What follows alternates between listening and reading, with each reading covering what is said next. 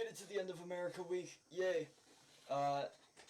This video is going to be a little bit different, though. Instead of covering World War I, interwar periods, World War II, the Great Depression, all that kind of shebang, instead of doing that, I'm going to make an alternate history video. I'm not going to be covering it, but, you know, neither is Uncle Steve, actually. We're going to bring on a new guy. I think he said his name was Bob? Uncle Bob? I don't know. You'll see him in a second. But this is actually a viewer suggestion. What if America lost the Civil War? And by America, I mean the Union. What if we lost the Civil War? Or what if the South got its independence? And I'm not going to go too in detail for it, but I'm going to cover basically after how the South would have won, at least how I think a realistic way the South could have won, up into World War I and the Union's and the South's involvement in World War I, and I'm going to try to follow a fairly realistic timeline of events that I feel like could happen. But like I said in yesterday's episode, this is going to be a bit shorter, so I'm going to skip over a lot of nuance. If you guys want me to flesh it out and do a series on this, you know, I will. I'll cover how the South could have won the Civil War and how that would have affected world politics in the 19th and 20th century. Without a further ado, though, I think it's time for you guys to meet Uncle Bob. I'm gonna make this quick.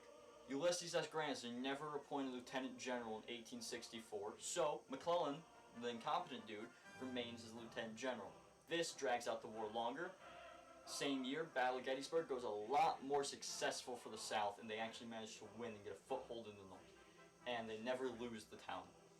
And finally, Abraham Lincoln is assassinated, and instead of his actual vice president taking over, a more pro-South vice president takes over, and this leads to an armistice being signed in Pittsburgh, and then finally, after Britain and France have formally recognized the Confederates' independence and declare support for the Confederacy against any Union offensive, a treaty in Gettysburg, reminding the Union of their defeat that humiliated them in the war.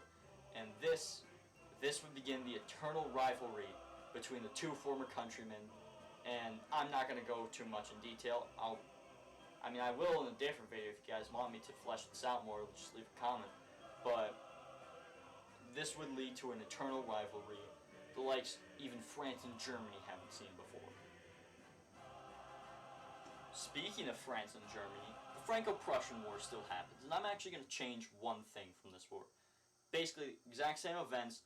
Prussia decimates France, forms the German Empire, seizes Alsace-Lorraine, but the one thing I'm going to change is the German prince that had a claim on the Spanish throne is going to re-accept the claim after the war and seize the Spanish throne for himself, giving a German-aligned monarch in Spain, making France more fearful of Germany. Now, I'm going to skip over a lot of things, but a little speed round. America still buys Alaska, still annexes Hawaii. However, the Spanish-American War never happened. Spain holds on to its colony in Guam and the Philippines. However, the reason why I didn't say Cuba and Puerto Rico, too, is because I'm going to say the South was able to sell enough cotton to the Western powers to be able to afford to buy Cuba and Puerto Rico as their ambitions to form the Golden Circle, which was a trans-Caribbean, basically slave trade empire that they had planned. However, their dreams of a slave trading empire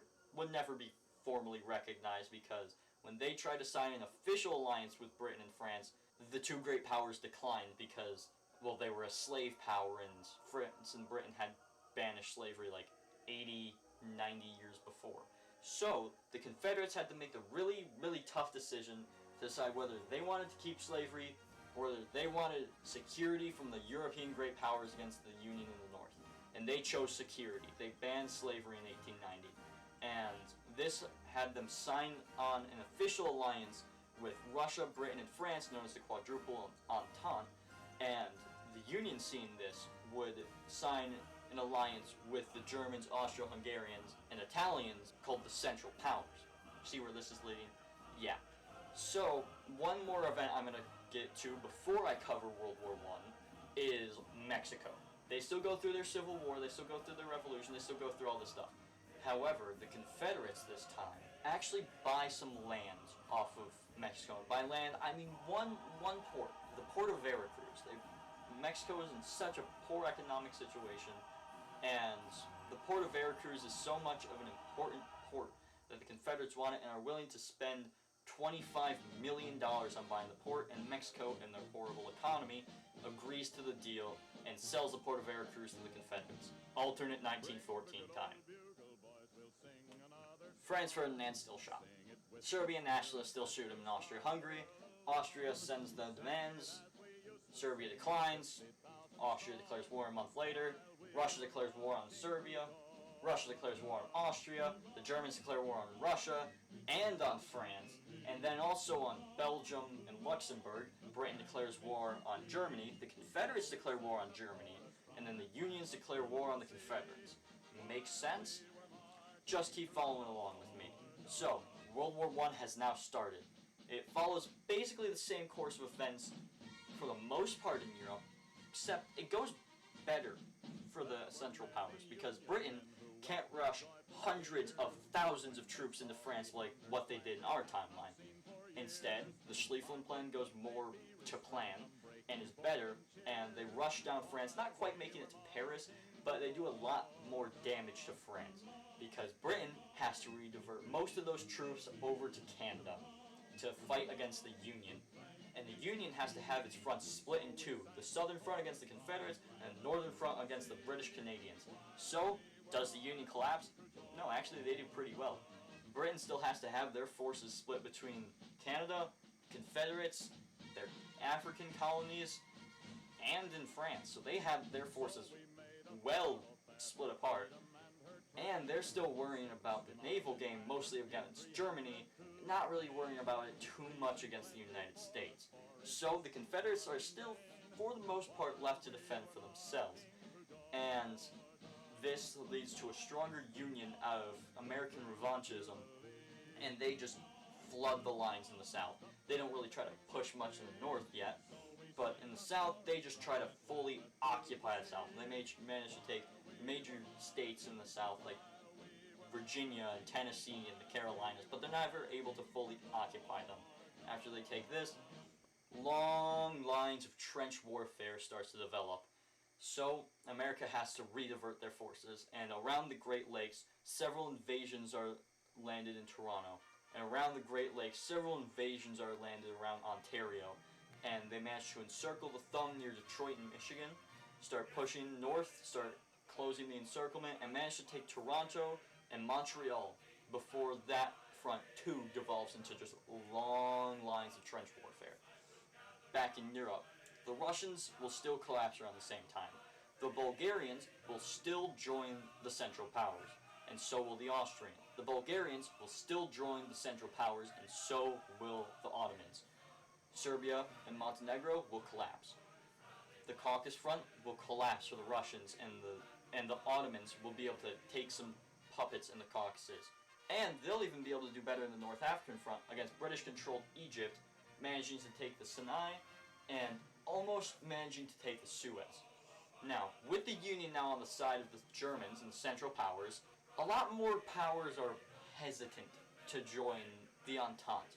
So, powers like Italy and Greece, well, still may join the Entente, either leaning more toward the Germans or just stay fully neutral. In a political spectrum that would rock Greece's political change, called the Great Schism, or the National Schism, I believe, Greece would be divided in two and would still join the Entente just in 1917 instead of 1915, because most of their territorial claims, if not all of their territorial claims, were still on the Ottomans and the Bulgarians.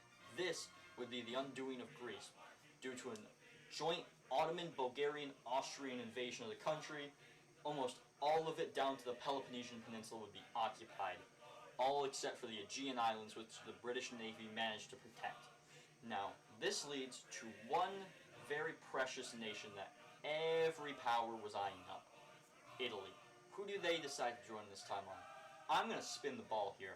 I'm going to say Italy, and not just Italy, but also Spain, end up joining the Central Powers, and due to a three-front war now, with the Germans in the north, the Italians in the south, and the Spanish in the west, the French finally collapse.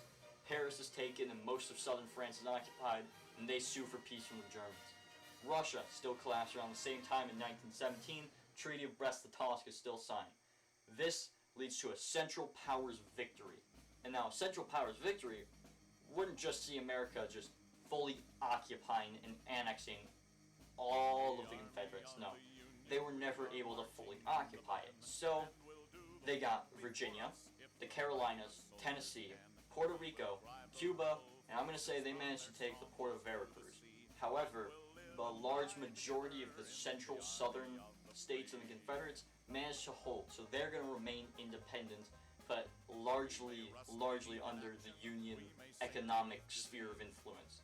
Now, I'm going to say that Canada loses no territory, but has to become an American puppet state. Britain and France and Belgium and all these other major powers that had colonies, forced to give up their colonies to Germany. Middle Africa is formed, German East Asia is formed, all these different colonies are formed. Spain seizes Morocco, and Italy is going to seize some of the Aegean Islands, while also taking Corsica, parts of what is now Savoy and Nice, and Tunisia. The Ottomans will take back Egypt, and they will fully occupy the Sinai and turn Egypt into an Ottoman puppet state, along with Armenia and Azerbaijan also be turned into an Ottoman puppet state. However, it's very clear the Ottomans are very much under the economic control of the Germans. They're also going to seize parts of Crete and the Aegean Islands. Bulgaria is going to seize all their land claims, basically. Every claim they had on Serbia, on Romania, I forgot to mention Romania, but they still joined the Entente.